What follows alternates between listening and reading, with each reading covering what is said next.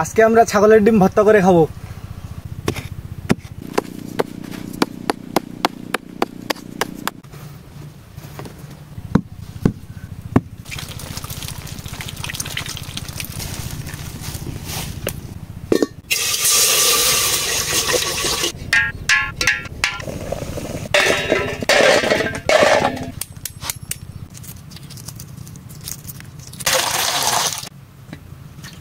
পেঁয়াজ ভাজা, মরিচ ভাজা,